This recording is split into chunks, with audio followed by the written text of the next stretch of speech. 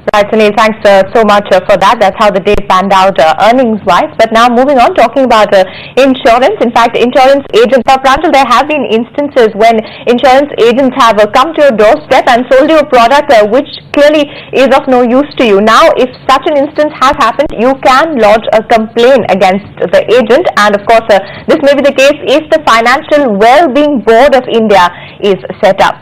And it will actually be a panel which will keep an eagle eye on 3 million agents who sell financial products and penalize them by if they are misleading investors. But for the moment, the board is still a proposal. It's just on paper because the insurance regulator actually is opposing it for its fear that such a move will undermine its importance, though the finance ministry is actually very keen on this. Soon, there may be a single regulator for more than 3 million agents selling various financial products. That is if the recommendation of the D-Swaroop Committee to form a Financial Wellbeing Board is accepted. The recommendations of the committee headed by pension fund regulator D-Swaroop has not been taken kindly by the insurance regulator as well as the industry. Any alternative created will attract the same lot of people who are already in this business to enroll themselves under the new regime. So how will it help if there is any mis-selling? After all, there can't be a police mechanism to control so many people. Ultimately, investor education will be critical.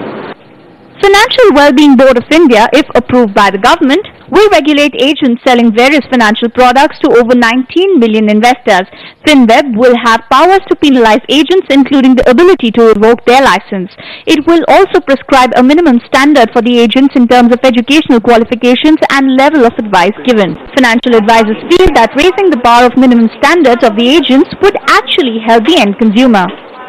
Raising the awareness and raising the bar of who is allowed to operate in the industry, what kind of licenses they need to be holding, and what kind of skills they need to have.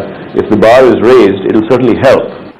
The pressure of Swaroop Committee is showing on IRDA, which plans to make the exam for the insurance agents tougher and more competitive. Whether the Swaroop Committee's recommendation is accepted or IRDA's word prevail, one thing is clear, that the entire drill will definitely help the consumers.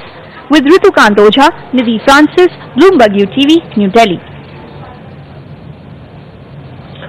Well, joining us is Harsh Roongta, CEO of ApnaLoan.com. Harsh, thanks for joining us. Now, what do you think is there enough scrutiny and regulation of insurance agents? Do you think a new body and a dedicated body is necessary?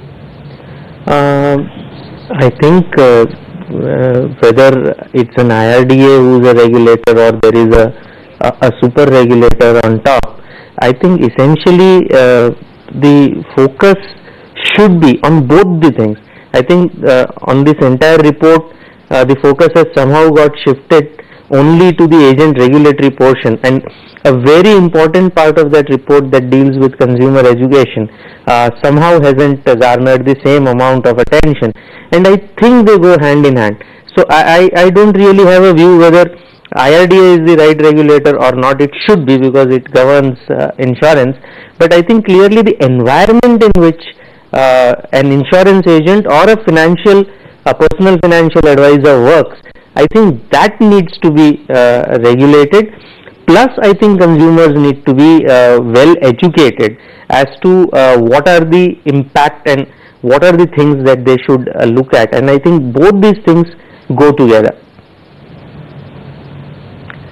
Right, Mr. Roongta, also the IRDA is clearly not happy with the proposal of FinWeb. What do you think are the main concerns of IRDA, and also with the level of education, as you mentioned, the current pattern of examination mandates that the basic qualification of such agents be only an intermediate. Do you think the level needs to go up?